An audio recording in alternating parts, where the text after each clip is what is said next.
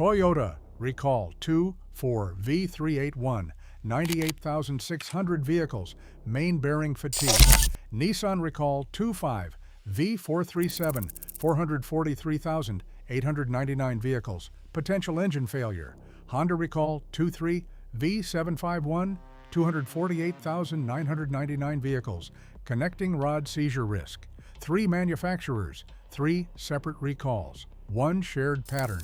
This is a countdown of 10 failures, investigations, and engineering decisions that all trace back to the same trade-offs made over the past 15 years, starting at number 10.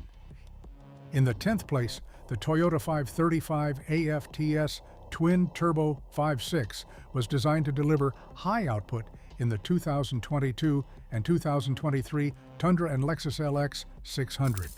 Instead, incomplete machining debris cleanup interferes with the oil film, driving main bearing fatigue. This failure mechanism causes engine knock, rough running, and loss of motive power. NHTSA Safety Recall number 24V381 documents this defect in 98,600 vehicles.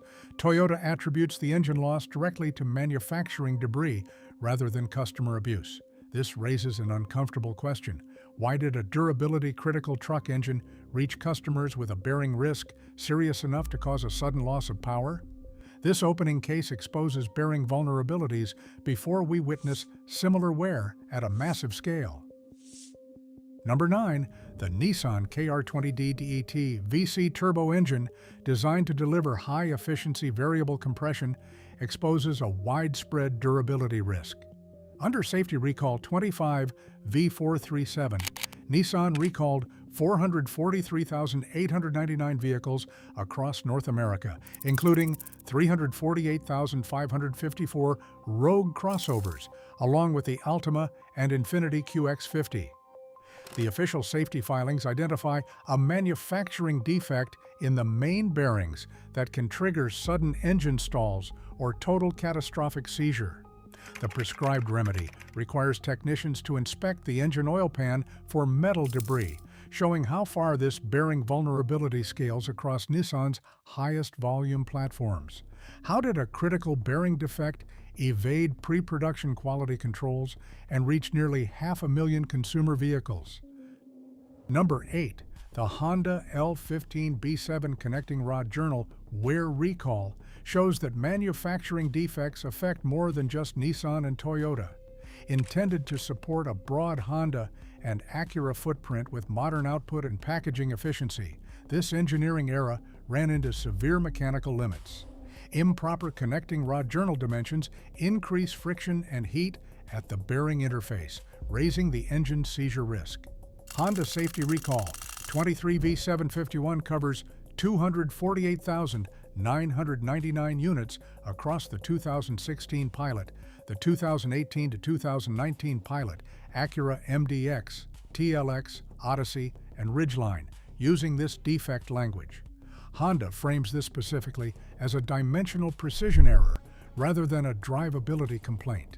How did a journal dimension error propagate across such a wide set of Honda and Acura nameplates before it became a formal recall? Number 7. The Honda 3.5-liter V6 family, designed to anchor the brand's durability reputation in higher-load Honda and Acura applications, is facing an active federal investigation. An August 2025 preliminary evaluation covers 1.4 million vehicles and cites over 400 reports of bearing seizure severe enough to produce total engine loss. The probe targets 2016 to 2020 Acura MDX and TLX models, as well as the Honda Odyssey and Ridgeline. This expanding investigation indicates a systemic lubrication margin issue rather than an isolated production defect. How did Honda's legendary V6 end up under bearing seizure scrutiny at this scale? This shift from a single recall to a massive investigation exposes a vulnerability in modern lubrication limits. 6th place, Nissan's MR6 DT engine paired a downsized turbocharger with thin viscosity oil to squeeze maximum efficiency from a small displacement. Running the engine under 0W16 oil film specifications in high boost environments accelerates wear on the timing chain tensioner, causing chain lash and audible rattling. Nissan Service Bulletin NTB 14-030 documents this exact wear pattern, establishing replacement guidance once vehicles pass 80,000 miles. Because Nissan chose a service bulletin over a safety recall, the repair cost falls entirely on the owner as routine maintenance. Why was a timing chain system with such tight lubrication tolerances addressed through quiet dealer bulletins instead of a transparent durability warning? In the fifth place, Toyota's 8AR FTS engine program delivered modern Lexus performance from a downsized 2-liter turbocharged platform starting with the 2015 Lexus NX200T. This architecture introduced an extreme sensitivity to oil control limits. Factory manual specified 0W20 oil with a 10,000-mile change interval, while an early 2024 service bulletin authorized 0W20 over ultra-thin 0W08 or 0W16 grades. This adjustment indicates that oil viscosity was used as an active variable to satisfy fleet fuel targets. When this thin oil strategy became standard, what durability margin had already been given away? If you have been finding this breakdown useful, consider subscribing to Japanese Motor Vault. We cover the engineering stories behind the Japanese automotive industry every week, and the next 4 entries explain why even the brands with the strongest reputations are struggling. Number 4. The Honda L15B7 engine program moves the reliability story from mechanical wear directly into the combustion chamber. Designed to deliver high output from a small displacement using a low-inertia monoscroll turbocharger and direct fuel injection, this architecture introduced a volatile operational envelope. Under low-speed, high-load conditions, the engine is prone to low-speed pre-ignition, generating sudden combustion shock that drives cylinder pressures beyond 130 bar. This thermodynamic instability, aggravated by ultra-thin 0W20 oil, can quickly fracture piston rings and crowns. If this severe operating window was well understood during development, why was the risk of low-speed, high-load combustion instability not framed more openly as a systemic design issue? Third place, direct injection intake valve. Carbon buildup represents a slower but more universal side effect of turbo downsizing. To meet strict fuel economy targets, Japanese manufacturers moved fuel injectors directly into the cylinder. This change eliminated the fuel wash that historically kept intake valves clean. Without that solvent action, soot and unburned hydrocarbons accumulate on intake valves, restricting airflow and creating hot spots. Honda service bulletins like Bulletin number 22019 document this failure mode, mandating specialized walnut shell blasting tools to resolve persistent misfire codes. This architectural compromise creates a recurring maintenance burden that older port-injected engines completely avoided. If periodic valve cleaning became an expected ownership reality, why was this cost not framed openly as a consequence of the design shift? In second place, the regulatory triangle explains why these failures are convergent rather than accidental.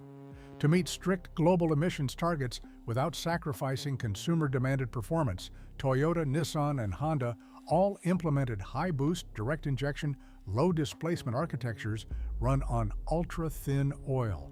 The legal mandates left no alternative.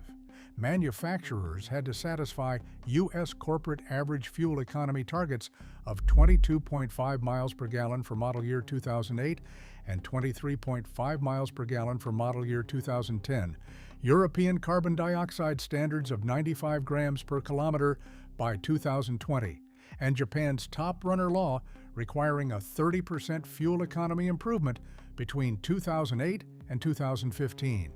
Because these laws hit simultaneously, this structural alignment was inevitable. If regulators built the legal box that made these material compromises necessary, who was responsible for preserving the actual engine longevity consumers expected? And finally, in first place, turbo downsizing represents the root decision that retroactively connects every mechanical failure on this list. Toyota, Nissan, and Honda did not experience isolated quality control lapses. They engineered these vulnerabilities to survive a tightening regulatory envelope. To meet U.S. corporate average fuel economy targets of 22.5 miles per gallon in 2008 and 23.5 miles per gallon by 2010, alongside European Union fleet limits of 95 grams of carbon dioxide per kilometer and Japan's energy conservation law top runner standards demanding a 30% efficiency jump. These manufacturers abandoned naturally aspirated displacement. They substituted smaller, high-boost, direct-injected power plants run on ultra-low viscosity lubricants. What they gained was paper compliance. What they traded away was the physical buffer that made Japanese engines legendary. Thick cylinder wall castings, wide-bearing journals, generous operational clearances, and under-stressed valve trains. The naturally aspirated Camry that routinely crossed 300,000 miles was designed with those generous margins. Its downsized replacement operates on a knife edge of thermal and mechanical load. Toyota did not warn Tundra buyers about the microscopic limits of their bearing clearance. Nissan did not warn Rogue buyers about the stress limits of a variable compression link. Honda did not warn Pilot owners that direct injection turned intake valves into carbon traps. When efficiency becomes a legal mandate, the consumer inherits the engineering risk.